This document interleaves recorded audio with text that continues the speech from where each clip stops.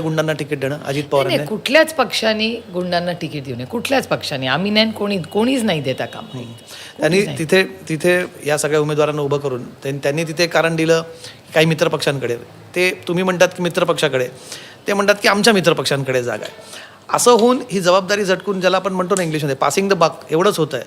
गुंड समजा उद्या निवडून आले तर ज्या स्थानिक स्वराज्य संस्था, तुमच्याकडनं वारंवार हा मी शब्द ऐकला, मागे तुमच्या प्रेस कॉन्फरन्समध्ये ऐकला होता मी, ही कार्यकर्त्यांची निवडणूक आहे. जिथे कार्यकर्ते जाणार आहेत तिथे गुंडांना स्थान मिळालं, हे कितपत भूषणावं आहे आपल्या लोकशाहीसाठी? नाही, हे लोकशाहीसाठी घातकच आहे. म्हणजे मी तुम्हाला एक उदाहरण देते. मी म्हणजे एक कंपॅरेटिव्ह स्टडी सांगते की हे दुर्दैव आहे की हे सगळीकडेच व्हायला लागले आणि कुठेतरी थांबलं पाहिजे. म्हणजे बिहारमध्ये भारतीय जनता पक्षाचे जे डेप्युटी CM आहेत आज, त्यांच्यावर खुनाचे आरोप आहेत.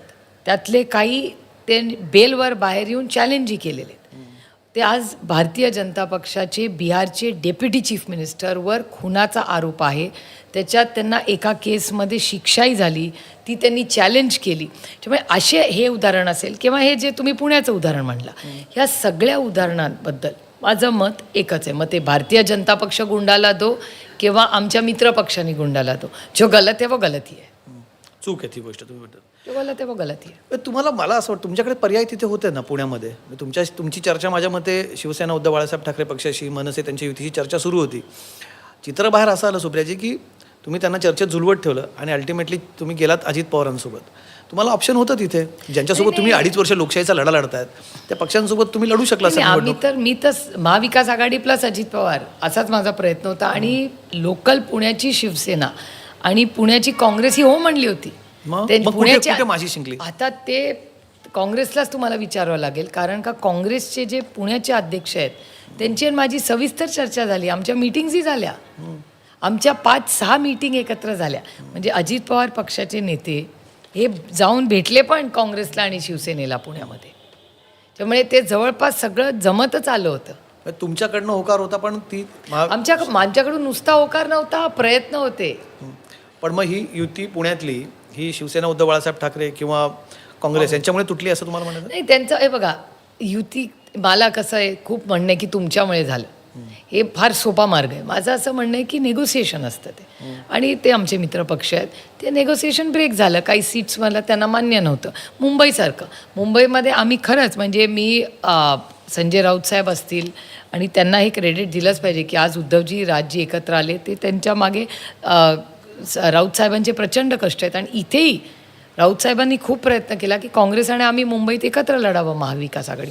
पण काँग्रेसची भूमिका वेगळी होती. त्यांना असं वाटलं की त्यांच्या प्रत्येक कार्यकर्त्याला तिकीट मिळावं म्हणून पक्षासाठी. आणि तुम्हाला आठवत असेल तर संपूर्ण जेव्हा 18 वर्ष काँग्रेस आणि राष्ट्रवादी काँग्रेसनी एकत्र सत्ता इथे महाराष्ट्रात होती, पण आम्ही लोकल बॉडीज कधीच एकत्र लढलो नाही. कारण का मग काय होतं, असे एक बऱ्याच लोकांचं म्हणणं असतं की लोकल बॉडीज एकत्र लढलो तर नवीन कार्यकर्ते तयार होत नाहीत, त्यांना संधी मिळत नाही. त्याच्यामुळे अनेक वेळा वेगळे लढतात. त्याच्यामुळे कदाचित काँग्रेस पार्टीचं मत असू शकतं की चालेल, शून्यातून हरकत नाही, कोणाशी आघाडी युती नको, आपण शून्यातून सगळ्याच कार्यकर्त्यांना सरसकट संधी देऊ, असाही काँग्रेसचा विचार असू शकतो. आणि त्याच्यात काही गैर नाही. एक ना, निवडणुका या परसेप्शनची लढाई बऱ्याचदा असतात. या पूर्ण तुमच्या प्रक्रियेमध्ये तुम्हाला गेन काय होताना दिसत? राजकारणात आपण शेवटी बेरीजचं राजकारण करतो ना, याच्यात तुम्हाला फक्त बचावात्मकच पवित्र, तुम्हाला सगळ्या गोष्टी डिफेंडच कराव्या लागतात. म्हणजे युती का केली, का त्यांनी गुंडांना तिकीट का दिलं, किंवा अशा अनेक त्याच्यामध्ये मुद्दे समोर येतात. ही घाट्याची युती तुम्हाला असं वाटत नाही का?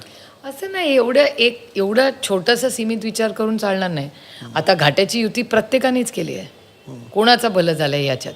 जर काँग्रेस आणि BJP आणि MIM एकत्र येऊन करू शकतात सत्ताधारी, त्याच्याचमुळे मी सांगते ना की त्यांनी केलं म्हणून तुम्ही करा. नाही, आमच्या सकट, मी माझ्या सकट म्हणते की हे सगळंच इलेक्शन अस्वस्थ करणार आहे.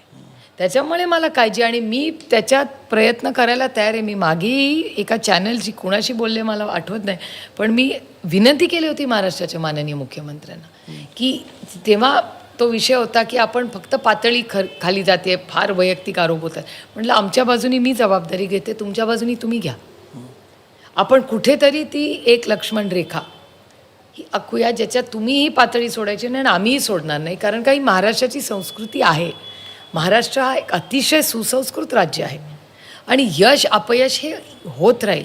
पण मला अस्वस्थ ह्या इलेक्शनमध्ये जे चाललं आहे ना, ज्या पद्धतीने बिनविरोध पक्ष फोडणे, म्हणजे परवाच एक इंग्रजीमध्ये दिल्लीमध्ये ते आर्टिकल आलं होतं आणि त्याच्यानंतरच ही युती हे आलं आणि मी योगायोगाने दिल्लीत होते JPCसाठी आमची जॉईंट पार्लमेंटरी कमिटी होती आणि तिथे बातमी आली की ही ह्या अशा युती आणि मी गंमत म्हणून माझ्या शेजारच्या भारतीय जनता पक्षान त्यांच्या मित्रपक्षान काँग्रेसच्या सगळे आम्ही लाईनीनेच बसतो कारण का ती JPC होती सगळ्याच पक्षाचे लोक असतात तर सांगितलं बघा आता कोण कुणावर युती करते आणि आघाडी करते ते सगळे म्हणायला लागले काही पण म्हणतेस ते मराठीत आहे मी ते व्हॉट्सॲप आपलं ChatGPTमध्ये ट्रान्सलेट केलं आणि त्यांना दाखवलं त्यांनी प्रत्येकाने आपल्याला नेत्याला पटपट पाठवलं की अरे महाराष्ट्रामध्ये काय होते कारण का कुणाला विश्वासच बसत नाही की महाराष्ट्रामध्ये ह्या इलेक्शनमध्ये it is not one size fits all it is free for all. पण हे सगळं तुम्ही जसं मगाशी म्हटलात की मी म्हटलं की तुम्हाला डिफेंड करावं लागतं याचा दुसरा परिणाम काय होतो ना तुमच्याकडचे चांगले कार्यकर्ते गेले ना तुमचे पुण्यातले एक प्रशांत जगताप नावाचे तुमचे एकदम जवळचे कार्यकर्ते किंवा खंदे कार्यकर्ते होते जे इतकी वर्ष तुमचा लढा लढत होते ते तुम्हाला सोडून गेले याच्यावरनं. प्रशांतच्याबद्दल मी एकच सांगेन कारण का रोज नाही सुबह होती आहे सगळ्यांना सगळी कारणं माहिती नसतात आणि उणी काढायचा माझा स्वभाव नाही. एका ताटात मी कुणावरच जेवले असेल त्या मिठाला मी आयुष्यभर जागते त्याच्यामुळे मला ह्या विषयावर फार बोलायचं नाही. जेवढे गमावले तेवढे काँग्रेसनेही गमावले. मग काँग्रेसमध्ये हा प्रवेश घेऊन काँग्रेसमधले सगळ्यात मोठे नेते शिवरकरजी त्यांचा पक्ष सोडून गेले. मग घाटा झाला का राजकारण फक्त घाट्याचं आणि प्रॉफिटचं तुमच्या पक्षाबद्दल बोलल्या ना सुप्रिया नाही कसं आहे ठीक त्यांचं म्हणणं आहे की मला आयडियोलॉजीसाठी लढायचं मी जर लढावं त्यांनी जरूर लढावं त्याच्यासाठी त्यांना तुम्ही पण शुभेच्छा इतकी- आहेत. तुम्ही इतकी वर्ष त्यासाठी आग्रही होता ना तुम्ही एवढा लढा मी लढा आजही आग्रही आहे मी आजही लढते. पण त्याच्यासाठी तुमच्या खांद्याला खांदा लावून जाणारा कार्यकर्ता सोडून जातो त्याला फक्त ही गोष्ट पटत नाही की तुम्ही अजित पवारांसोबत जाताय. ही लोकशाही आहे प्रत्येकाला निर्णय अधिकार घ्यायचा त्यांची भूमिका चुकीची आहे. ते त्यांचा वैयक्तिक प्रश्न आहे. लोकशाही आहे प्रत्येकाने आपापला अधिकार घ्यावा. तुम्ही हा शब्द त्या दिवशी वापरला आताही तुम्ही वापरला की हर रोज नई सुबह होती ॲब्सोल्युटली रोज नाही स्वभाव होते. म्हणजे काय म्हणजे काय की संघर्ष आयुष्यात येतो लोक सोडून जातात आपण शून्यातून आपला रस्ता आपण नाही बदलायचा त्याच्यावर आपण ठाम राहून चालत राहायचं. रोज नाही सुबह होती आहे. इस देश में टॅलेंट की कमी नाही आहे. या देशमध्ये या राज्यात आणि देशात खूप टॅलेंटेड लोक आहेत आणि कष्ट करायची तयारी असेल आणि संघर्ष करायची तयारी असेल तर तो संघर्ष अवघड नसतो. तुम्हाला हे कुठेतरी सुचवायचं आहे का की प्रशांत जगताप या आयडियोलॉजीच्या भूमिकेतून नाही गेले आणि इतर कुठल्या मला काही भूमिकेतून गेले सुचवायचं नाही. मग का सोडून गेले पण ते त्यांची त्यांना विचारा, मी थोडी public- नाही, ते आमच्याकडे येऊन बोलले त्यांनी भूमिका काढली ठीक आहे, अहो, की लोकशाही माझी लढाई आहे. आयडियोलॉजीसाठी आहे ठीक आहे नाही आणि लोकशाही पक्षाने आहे. म्हणजे त्यांचा थेट हे म्हणणं आहे की पक्षाने आयडियोलॉजी सोडली मी नाही सोडली. ठीक आहे ना हे बघा जसे माझी बोलायची ताकद आहे तशी माझी ऐकायची ताकद असली पाहिजे हे त्यांचं मत आहे. मी बोलते तसं मी ऐकायची ताकद माझ्यात आहे.